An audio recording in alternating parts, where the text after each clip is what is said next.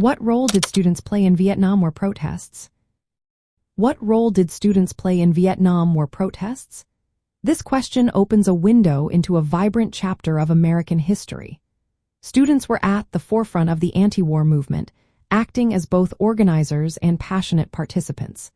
Their activism was a response to the United States military involvement in Vietnam, which many viewed as unjust and unnecessary.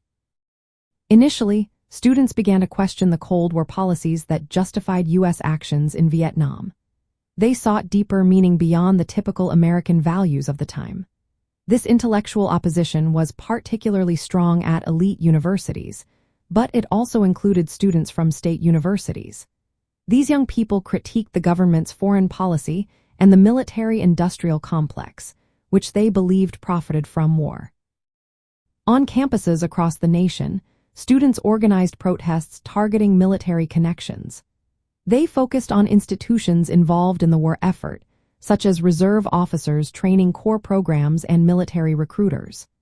By protesting these connections, students aimed to sever ties between education and the war machine, making their campuses a front line of resistance. The student movement was diverse, featuring groups like the Students for a Democratic Society. Some factions had communist sympathies and sought to extend their activism beyond campuses. They aimed to build a coalition against the war and capitalism. However, recruiting working-class individuals proved challenging, as many held conservative views and were less inclined toward revolutionary change. Protests varied in nature, from peaceful demonstrations to more confrontational actions like burning draft cards and occupying university buildings.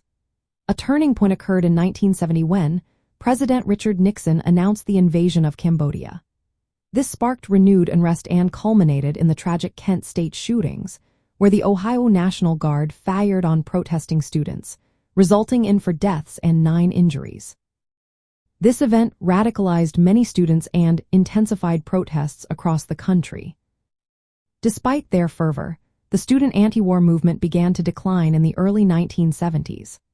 Factors contributing to this included Nixon's troop withdrawal policy, changes in the draft system, and a growing sense of disillusionment.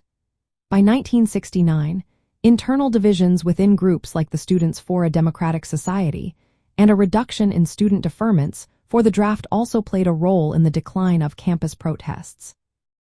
From a communist perspective, student protests against the Vietnam War represented a broader struggle against imperialism and capitalist exploitation. The war was seen as an extension of U.S. aggression aimed at suppressing Vietnam's national liberation movement. Student activism, influenced by Marxist and Maoist ideas, sought to challenge the capitalist state and its war policies. However, the limited success in mobilizing the working class highlighted the challenges of building a unified revolutionary movement in the United States. In essence, students were key players in the Vietnam War protests.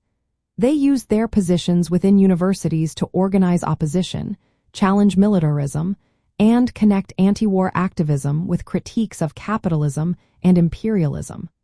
Their actions reflected both the strengths and limitations of a youth-led movement during a turbulent time in American history.